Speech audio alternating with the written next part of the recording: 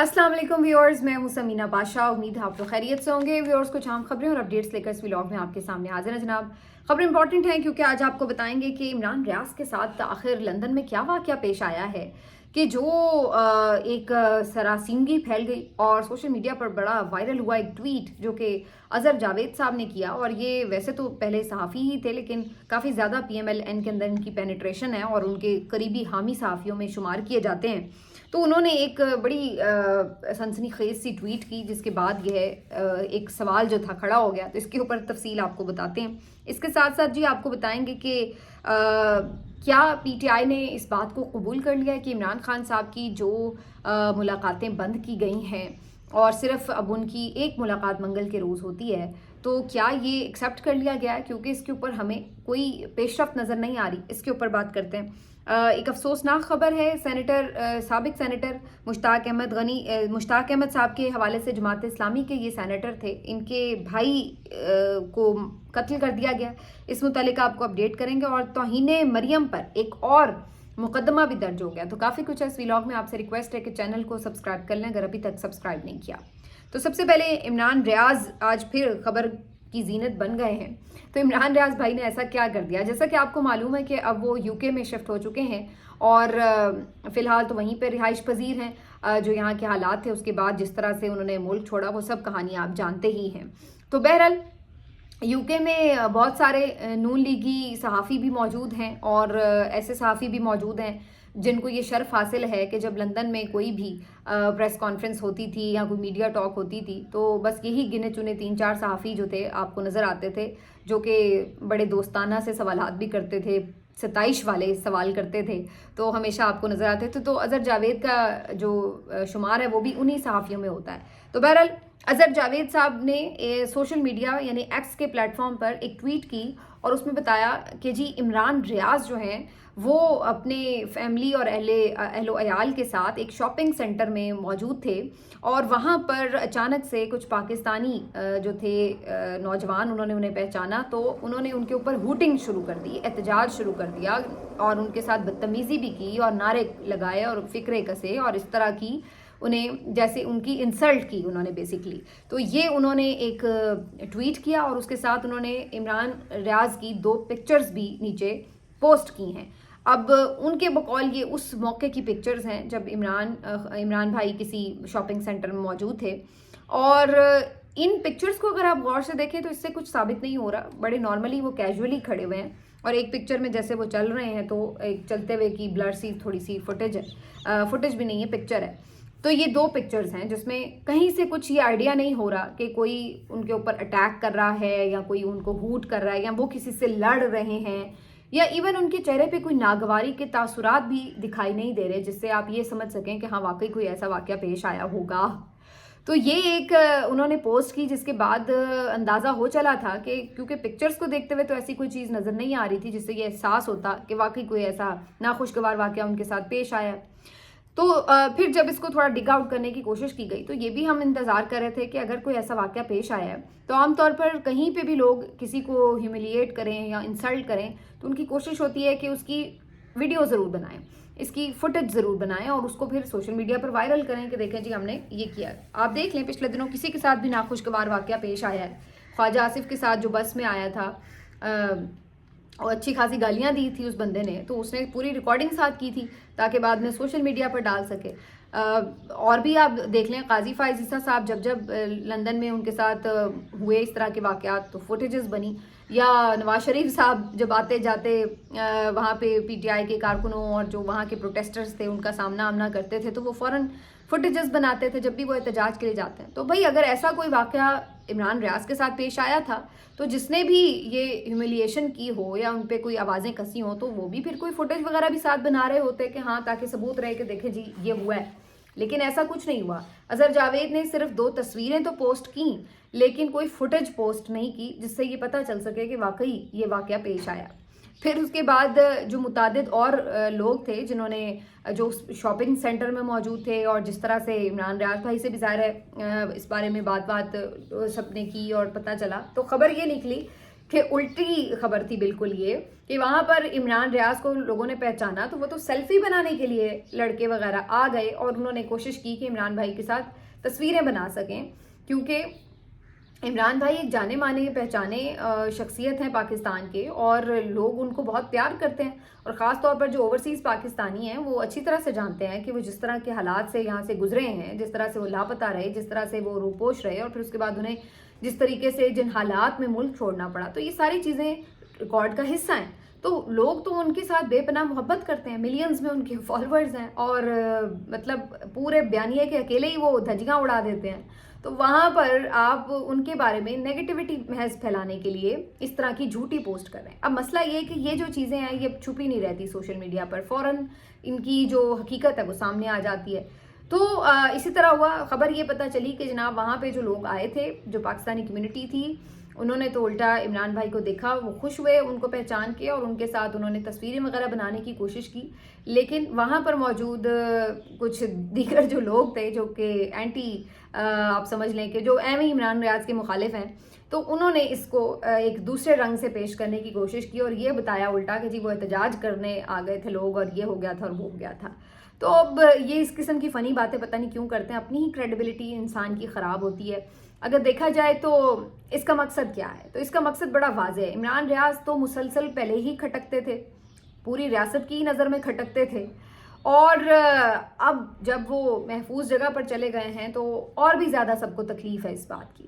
جب وہ یہاں پاکستان میں بھی تھے تو سب کو پتا تھا کہ وہ کتنا پاورفل شخص ہے پاکستان کا، اس لیے نہیں کہ ان کے پاس کوئی بڑی عہدہ ہے یا کوئی بڑی ان کے پاس مشینری ہے، کوئی فورس ہے، بلکہ اس لیے وہ پاورفل ہیں کہ ان کے پاس زبان کی طاقت ہے، اس لیے وہ پاورفل ہیں کہ لوگ ان کے ساتھ کھڑے ہیں۔ اللہ نے ان کو یہ عزت دی ہے کہ وہ کوئی بات کرتے ہیں، وہ کوئی فیکٹ لوگوں کے سامنے رکھتے ہیں تو لوگ ان کی بات کو ٹرسٹ کرتے ہیں، تو لوگ ان کے ساتھ جڑتے ہیں۔ تو یہ اب ایک طاقت ان کے ہاتھ میں ایسی ہے کہ ادھر آپ اربوں روپے ٹی وی چینلز پہ لگاتے ہیں، اشتہار لگاتے ہیں، پیسے دیتے ہیں، سب کچھ کرتے ہیں اور بیانیاں بنانے کی کوشش کرتے ہیں۔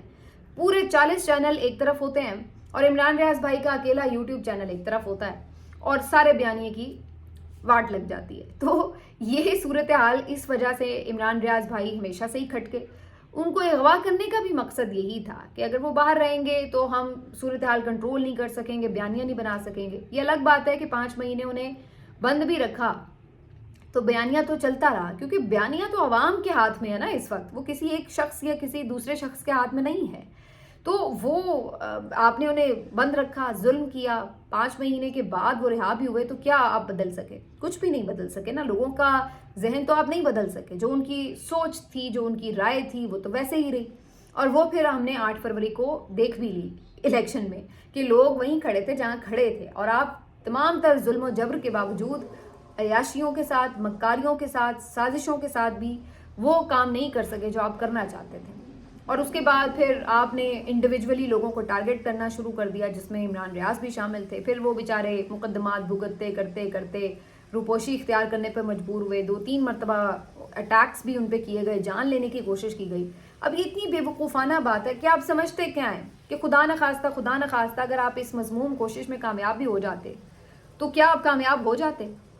یعنی کہ کیا آپ بیانیہ بنانے میں کامیاب ہو جاتے، یا کیا آپ صورتحال کو کنٹرول کرنے میں کامیاب ہو جاتے؟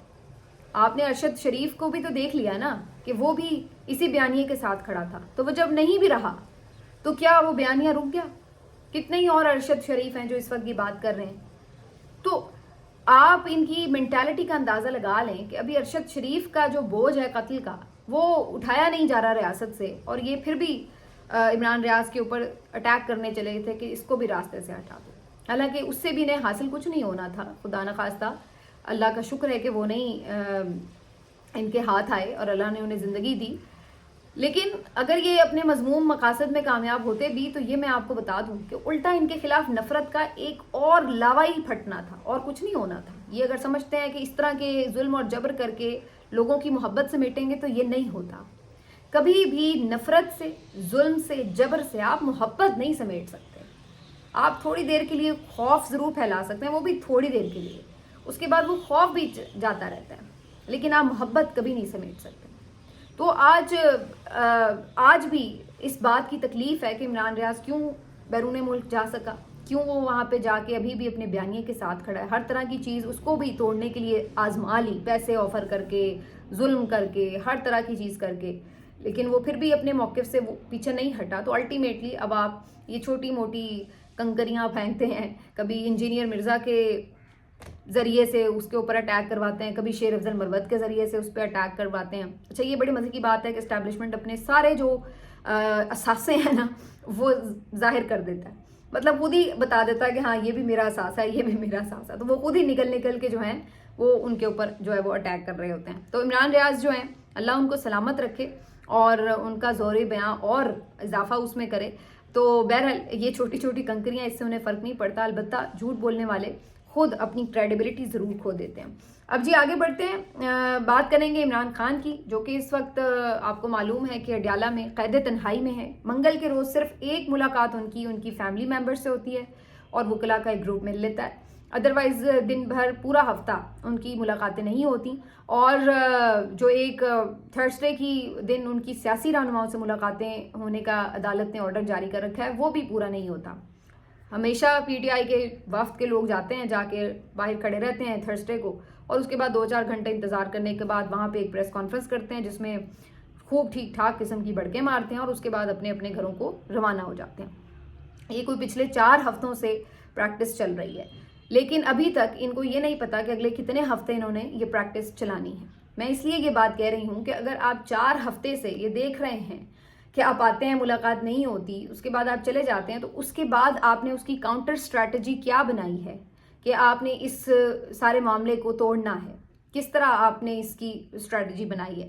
کیونکہ بظاہر جو نظر آ رہا ہے یہ بات ٹھیک ہے, میں نے اس دن بھی سنا کہ جی ہم کیا کر سکتے ہیں, ہم عدالت میں جا سکتے ہیں, عدالت انٹرٹین نہیں کر رہی ہے, یا وہ جی وکلا سائن نہیں کروا پا رہے وکالت نامے. ٹھیک ہے, لیگلی آپ شاید واقعی اس وقت عدالتوں کا جو حال ہے وہ فوری ریلیف تو نہیں دیں گی. آپ دیکھ لیجئے ساری عدالتوں نے سارے کیسز ہی بند کر دیے عمران خان کی. اس وقت کسی کیس پہ سماعت نہیں ہو رہی.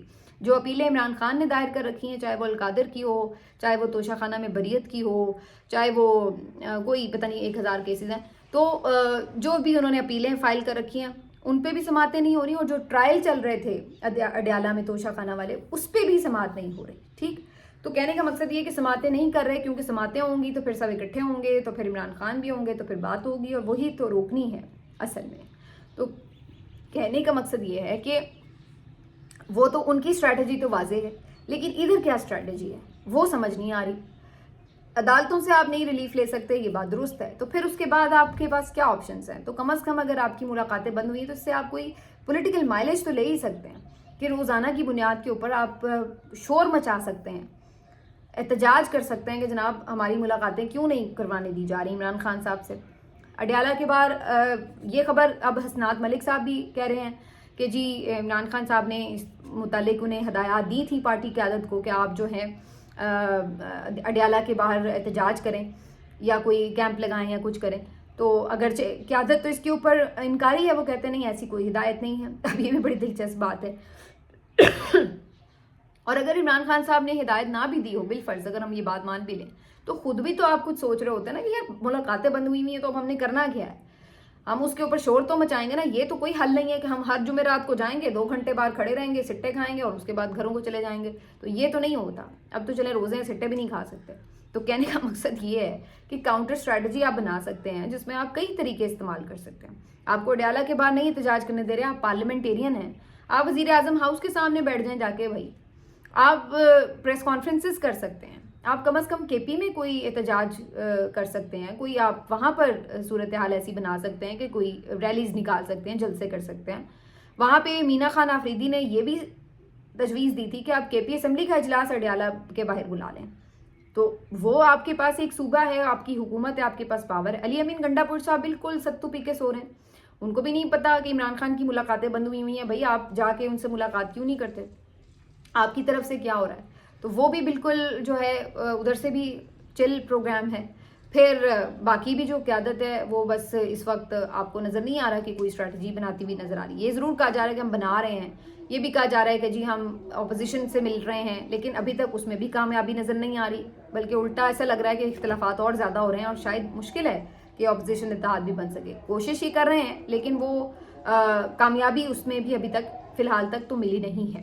آگے چل کے ہو جائے تو کچھ کہہ نہیں سکتے، لیکن انداز ایسے نظر نہیں آ رہے اپوزیشن کی باقی جماعتوں کے بھی جس میں وہ ان کے ساتھ ہوں۔ تو کہنے کا مقصد یہ ایسا بظاہر تاثر مل رہا ہے جیسے کہ پی ٹی آئی نے اس چیز کو ایک نارمل نیو نارمل کی طرح ایکسیپٹ کر لیا ہے کہ بھئی ہاں یہ ہو گیا ہے، ٹھیک ہے آگے چلیں، اب سوچنا ہے، اور باتوں پہ اتحاد کی بات ہو رہی ہے، بیک ڈور ڈپلومیسی کی بات ہو رہی ہے وغیرہ وغیرہ، تو وہ چیزیں ہو رہی ہیں، لیکن اس کے اوپر آپ اس کو پولیٹیکلی کیسے کیش کرواتے ہیں، اس کے اوپر ہمیں کوئی اسٹریٹجی جو ہے وہ نظر نہیں آ رہی۔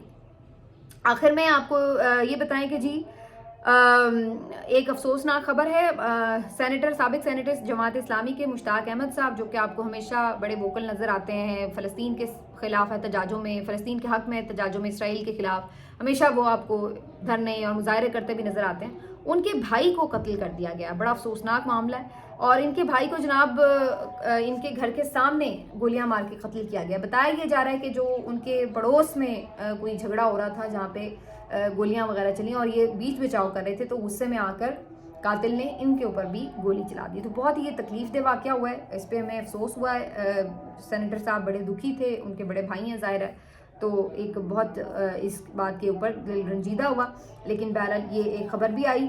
اور آخر میں جی خبر مریم نواز صاحبہ کی۔ مریم نواز صاحبہ جو ہیں جی، ان کی توہین کے اوپر مقدمے درج ہو رہے ہیں لگاتار دھڑا دھڑ، تو پیکا کا جو سب سے زیادہ استعمال ہو رہا ہے وہ مریم کے حق میں ہو رہا ہے۔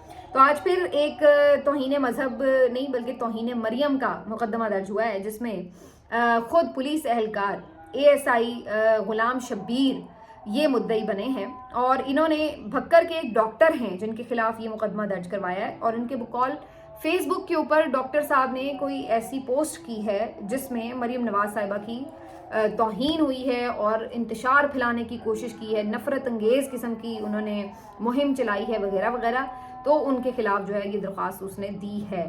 تو ویسے تو یہ میرا خیال ہے غلام شبیر ان کا نام ہے، ان کو شبیر کے غلام ہونا تو بڑے اعزاز کی بات ہے، لیکن یہاں تو ایسے لگتا ہے پولیس پوری غلام مریم کی غلام ہوئی ہوئی ہے، ٹھیک ہے نا، تو یہاں پہ غلام مریم بنی ہوئی ہے ساری پولیس جو ہے پنجاب کی، تو اس وقت تو ان کی یہ حالت ہے۔ اور دوسرا دیکھیے اگین وہی بات کہ آپ بیسکلی ایک لا لے کے جب آئے تھے اسی وقت ہم کہہ رہے تھے کہ یہ اس طرح ہی اس کا استعمال ہوگا جیسے ہمیں نظر آ رہا ہے۔ تو جی مریم نواز صاحبہ جو ہیں وہ اب آپ کے ملک کی مقدس ترین ہستی بن چکی ہیں، اور ان کو جو ہے کچھ کہا نہیں جا سکتا، ان پہ تنقید نہیں کی جا سکتی، ورنہ آپ کے خلاف جی مقدمے درج ہوں گے۔ تو اللہ رے اللہ، کیا اب اس بات کے اوپر بندہ کمنٹ کرے۔ ملتے ہیں آپ سے اگلے ویلاگ میں، اپنا خیال رکھیے، اللہ حافظ۔